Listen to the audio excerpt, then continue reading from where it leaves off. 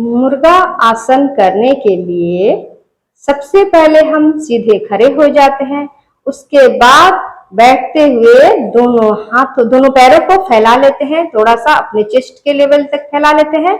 उसके बाद धीरे से बैठते हुए अपने दोनों कानों को पकड़ते हैं और इस अवस्था में श्वास ले लेते हैं।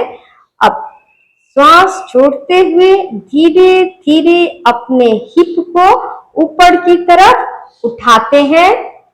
इस तरह से यह मुर्गा आसन है। इसके बहुत सारे फायदे हैं।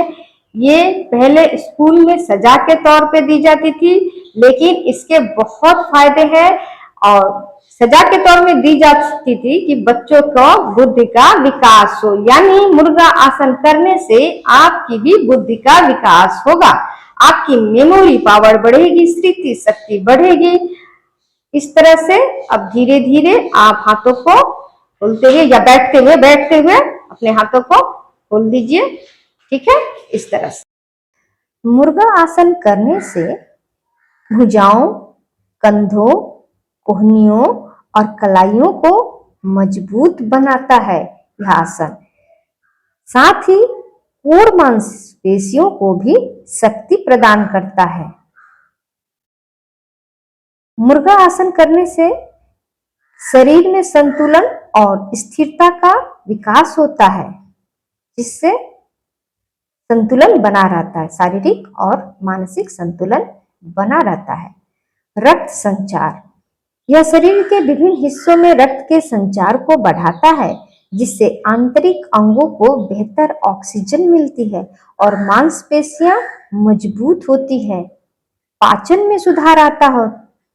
मुर्गा आसन करने से पाचन शक्ति बढ़ती है, मांसपेशियों पर दबाव पड़ता है, पेट की मांसपेशियों पर दबाव पड़ता है, जिससे पाचन तंत्र को उत्तेजित करता है यह आसन और कब्ज और अपच जैसी समस्याओं से राहत दिलाता है। पेट की चर्बी को कम करता है। पेट की मांसपेशियों पर दबाव पड़ने से पेट की चर्बी स्वतः कम होना शुरू हो जाती है। रीढ़ की हड्डी में लचीलापन आता है, जिससे रीढ़ की हड्डी मजबूत होती है। चेहरे में निखार, चेहरे की कोशिकाओं में रक्त प्रवाह बढ़ाकर ये चेहरे की चमक और त्वचा को स्वस्थ बनाए रखने में मदद करता है। मानसिक और भावनात्मक लाभ, एकाग्रता और ध्यान, नियमित अभ्यास से एकाग्रता और ध्यान में वृद्धि होती है। मानसिक शांति, यह तनाव और चिंता को कम करने में मदद करता है, जिससे मानसिक शांति मिलती है।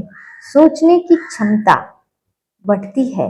मस्तिष्क में रक्त प्रवाह बढ़ने से सोचने और समझने की क्षमता तेज हो जाती है। सावधानियां किनको नहीं करनी है मुर्गा आसन?